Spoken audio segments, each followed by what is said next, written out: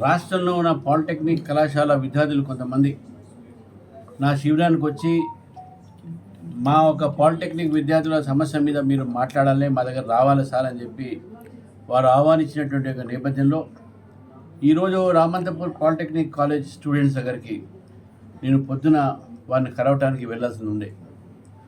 కానీ పొద్దునే పోలీసులు ఇంటికి వచ్చి మిమ్మల్ని హౌస్ అరెస్ట్ చేస్తూ ఉన్నాం, మీరు పాలిటెక్నిక్ కాలేజ్ పోవడానికి వీల్లేదు, మీరు విద్యార్థులు కలవడానికి వీల్లేదని చెప్పి ప్రభుత్వం నుంచి మాకు వచ్చినటువంటి ఒక నిర్దేశం చెప్పడం జరిగింది. రాష్ట్రంలో విద్యార్థులతోని ఒక రాజకీయ పార్టీ నేతగా, ఒక రాజకీయ పార్టీ కార్యకర్తగా కలవకుండా ప్రయత్నం చేస్తున్నదంటే ఈ కాంగ్రెస్ ప్రభుత్వం. నిజంగా ఈరోజు విద్యార్థులు మొత్తం అంధకారంలో ఉన్నారు.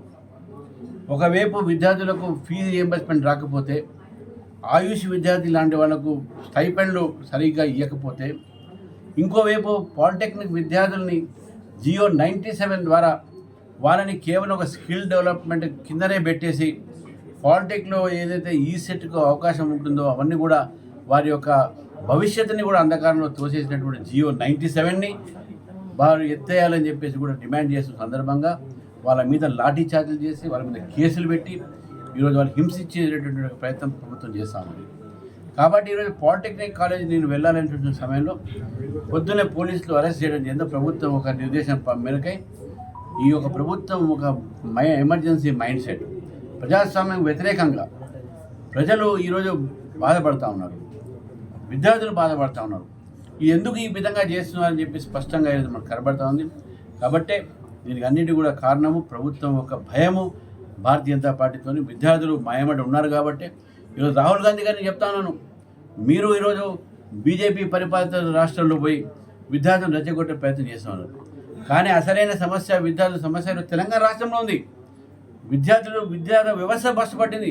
ఇది కేవలం ఒక విద్యార్థులు, పాలిటెక్నిక్ విద్యార్థులకు లేకుంటే ఫీ రియంబర్స్మెంట్ కాదు, విద్యా వ్యవస్థ మొత్తం కూడా ఈరోజు బాగు చేయాల్సిన అవసరం ఉంది. తెలంగాణలో విశ్వవిద్యాలయాలను కూడా బస్సు పట్టించారు. విశ్వవిద్యాలయాల్లో బోధన చేయడానికి లెక్చరర్స్ లేరు, అక్కడ టీచర్స్ సరిగా లేరు. స్కూల్స్లో రేషనలైజేషన్ పేరు మీద స్కూల్స్ బంద్ చేస్తూ ఉన్నారు, తగ్గిస్తూ ఉన్నారు. ఈరోజు ఏ ఒక విద్యా సంస్థలు కూడా ఈరోజు సరైనటువంటి రీతిలో నడవట్లేదు.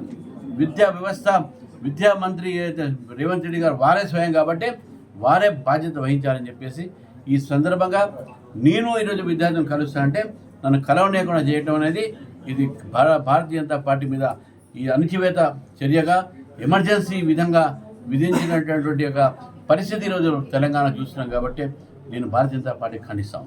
జరగడానికి వెళ్తున్న సమయంలో పోలీసు వచ్చారు. ఎందుకంటే ఇక్కడ నేను ఇప్పుడు ఇక్కడ గొడవ పెట్టుకొని పోలీసులతో పోవచ్చు అక్కడికి, కానీ అక్కడ కూడా పోలీసులు చాలామంది ఉన్నారు. పాలిటెక్నిక్ కాలేజ్లో కూడా మొత్తం పోలీసు మొబ్బరించారు అక్కడ. సో ఇక్కడ నుంచి నేను ప్రయత్నం చేసినా అక్కడ మళ్ళీ అడ్డుకునే అవకాశం ఉన్నాయి. కాబట్టి మళ్ళీ వాళ్ళని ఎందుకు బాధ పెట్టాలి?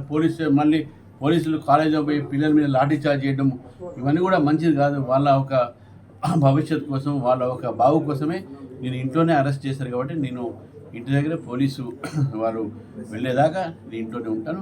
పోలీసులు వెళ్ళిపోయిన తర్వాత అప్పుడు విద్యార్థుల తర్వాత వేరే ఈరోజు కాకుండా వేరే ఎప్పటికైనా కలిసే ప్రయత్నం చేస్తాను. శక్తి స్కీమ్ ఇంతకుముందు ఎప్పుడు లేదు. విద్యార్థులకు ఈ శక్తి అనేటటువంటి స్కీమ్ తీసుకువచ్చి దీన్ని స్కిల్ డెవలప్మెంట్ కింద పెట్టి పాలిటెక్నిక్ కాలేజ్లో వాళ్ళకు అయిపోయిన తర్వాత ఈసెట్ ఎగ్జామినేషన్ రాస్తారు. ఇప్పుడు దీనివల్ల వాళ్ళు ఈసెట్ కూడా రాయడానికి వీల్లేదు ఇంజనీరింగ్ కాలేజ్లో. ఈ శక్తి అనేటటువంటి ఒక ఏదైతే ఎక్స్పెరిమెంట్ వీళ్ళు చేస్తూ ఉన్నారో ఇది పాలిటెక్నిక్ విద్యార్థులకు అది సరిగ్గా ఉండదు. వాళ్ళు చదివిన చదువుకు ఈ యొక్క స్కిల్ డెవలప్మెంట్ దీనికి కేవలం వారి యొక్క విద్యని అవమానపరిచినట్టు ఉంటుంది. అంతేకాదు అక్కడ స్టాఫ్ కూడా ఈరోజు బాధపడుతూ ఉన్నారు. పాలిటెక్నిక్ కాలేజ్లో అన్నీ మొత్తం వ్యవస్థ దెబ్బతినిపోతుంది. కాబట్టి ఒక హై లెవెల్ కమిటీ వేసినప్పుడు కూడా ఈ హై లెవెల్ కమిటీ వేస్తే లాభం లేదు. మీరు జియో 97 విత్డ్రాల్ చేయాల్సిందే. ఈ హై కమిటీ కేవలం కంటి తుడుపు చర్యగానే భావిస్తాం. ఆయుష్ విద్యార్థులు పక్క రాష్ట్రాల్లో 3,000 మాత్రమే ఈరోజు స్టైపెండ్ మనకు వస్తూ ఉన్నాయి. ఈ స్టైపెండ్ ఇచ్చినటువంటి దీంట్లో ఆంధ్రప్రదేశ్లో ఇచ్చేసినట్టుగా 2014-15 టీఆర్ఎస్ ప్రభుత్వం వచ్చిన తర్వాత వాళ్ళు జియో ఇచ్చింది వాళ్ళే ఆపారు. అది వీళ్ళు మళ్ళీ కొనసాగుతున్నారు. పెంచారని హైకోర్టు కూడా చెప్పింది, సుప్రీంకోర్టు చెప్పింది, అయినా కూడా ఈ ప్రభుత్వం పెంచట్లేదు. అక్కడ పక్కన ఉన్నట్టు ఆంధ్ర ప్రభుత్వంలోనూ 26,000 వేసి మీరు 13,000 ఇస్తున్నారు.